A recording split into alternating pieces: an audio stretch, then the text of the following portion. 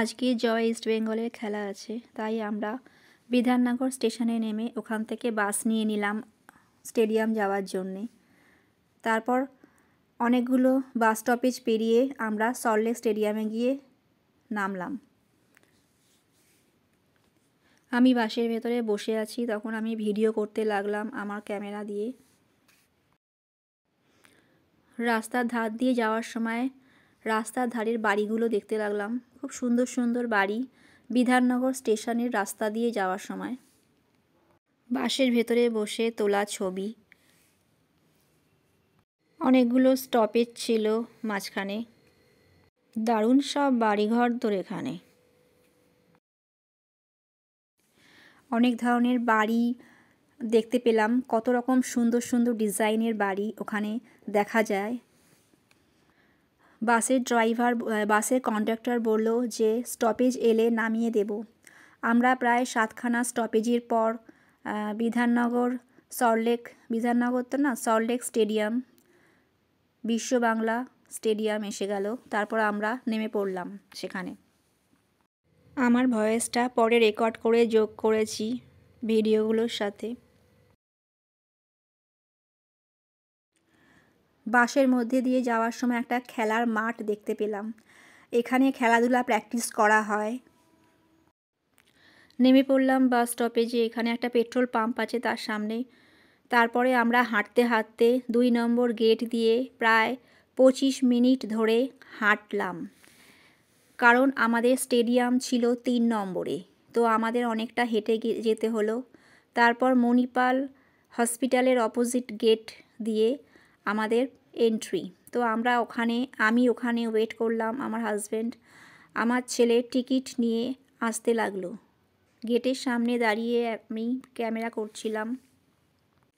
আমরা 3 জনে মিলে মণিপাল হাসপাতালের পাশে যে স্টলগুলো ছিল, চায়ের স্টল, খাবারের স্টল, ওখানে আমরা চা খেলাম, চপ মুড়ি খেলাম, বিস্কুট খেলাম, কেক খেলাম, কারণ ভেতরে খাবার জলের বোতল কিছুই অ্যালাউ নেই। জল খেলাম ওখানে।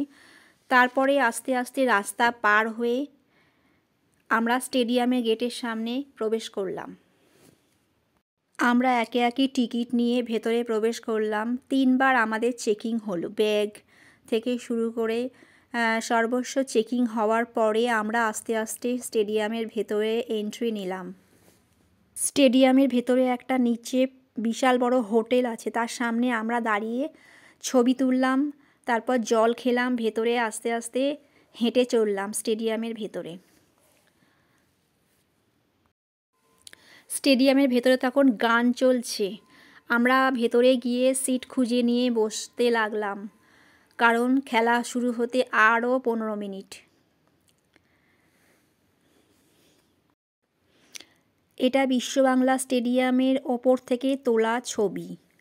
ক্যামেরা করলাম, ওপর দিয়ে ভিডিও করলাম, নিচে কেমন লাগছে দেখতে ছবিটা।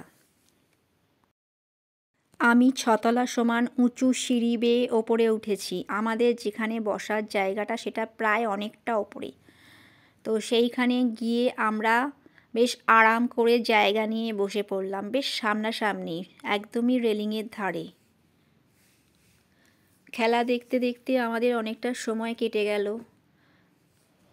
জাতীয় সঙ্গীত দিয়ে খেলাটা শুরু হলো। কমেন্ট্রি বক্সে বসে কমেন্ট করছে, আর তারপর আমরা ওগুলো শুনে শুনে খেলাগুলো দেখতে লাগলাম। জয় ইস্ট বেঙ্গলের ফ্যান ক্লাব থেকে আমরা এসেছি। আমরা ইস্ট বেঙ্গলের ভালোর জন্যই আর কি ভালো ভালো কথা বলতে লাগলাম, যাতে ম্যাচটা জিততে পারে, কিন্তু আদৌ ম্যাচটা জিততে পারেনি। উদ্ভ্রান্তের মতো খেলাধুলা চলছে দেখছি। মুম্বাই সিটি একটা প্রথমেই গোল দিয়ে দিল, ব্যাস। তারপরে তো আমরা প্রায় অপেক্ষা করছি, আমাদের তো ইস্ট বেঙ্গল ক্লাব কখন গোল দেবে। তো প্রায় অনেকক্ষণ পর আবার একটা মুম্বাই সিটি গোল দিয়ে দিল।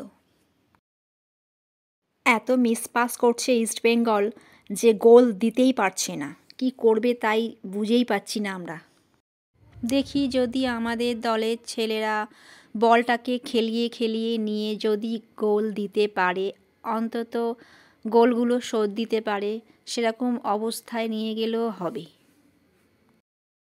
এইবার বুঝুন ঠেলা, যার জন্য এসছি তারাই গোল দিতে পারছে না। কি অবস্থায় পড়েছে, কি বিপাকে পড়েছে খেলাটা। এমনভাবে বল করছে, এমনভাবে গোল দিচ্ছে যে নেটের ওপর দিয়ে চলে যাচ্ছে, সাইড দিয়ে গলে যাচ্ছে, কিন্তু গোলের ভেতর আর বল আর ঢুকছে না। তারপরে কর্নার প্রেস হয়ে যাচ্ছে, সাইডে চলে যাচ্ছে বল। বলটাকে নিয়ে দৌড়াতে দৌড়াতে একটা প্লেয়ার অন্য প্লেয়ারের ঘাড়ে পড়ে গিয়ে দুজনেই গড়িয়ে পড়ল। একটা প্লেয়ার যদিও বা বলটাকে দিচ্ছে, তো অন্য প্লেয়ার বলটাকে সাইড করে দিচ্ছে, অন্যদিকে সরিয়ে দিচ্ছে, তো গোলটা হবে কি করে? তারপর তো দর্শকদের গালির আওয়াজ শোনা যাচ্ছে চারিপাশ থেকে। অবশেষে ইস্টবেঙ্গল ক্লাব 2টো গোল দিল। দর্শকরা এত মুখ ঝামটা করেছে যে তারপর শোনার পরের থেকেই আস্তে আস্তে গোলের দিকে এগোতে লাগলো। অবশেষে গোলটা পেলাম। গোলের চিৎকারের আনন্দে স্টেডিয়াম ভেসে গেল। মুম্বাই সিটিও দিয়েছিল 2টো গোল, ইস্টবেঙ্গলও 2টো গোল শোধ করে দিল। কিন্তু শেষটা দেখা যাক কি হয়। ইস্টবেঙ্গল ফ্যানেদের উচ্ছ্বাসের তো শেষ নেই, চিৎকার চেঁচামেচি হাততালি কত কিছু।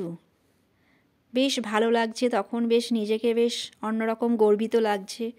তো ওদিকে মুম্বাই সিটি 2টো গোল দিয়েছে, ইস্টবেঙ্গলও 2টো গোল শোধ করে দিয়েছে, কিন্তু 3 নম্বর গোলটা কে দেয় এটাই দেখার বিষয়। আমরা চাইছি অন্তত ইস্টবেঙ্গল 3 নম্বর গোলটা দিক। সেই আনন্দে আমরা আরও বেশি করে প্রশংসায় ফেটে পড়লাম। জোর কদমে খেলা বেশ ভালোই চলতে লাগলো। অবশেষে দেখা গেল মুম্বাই সিটি 3 নম্বর গোলটা দিয়েই দিল, আর ইস্টবেঙ্গল 2 গোলে হেরে গেল। এখানেই ম্যাচটা শেষ হয়ে গেল।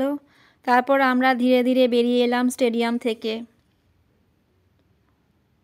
Good night.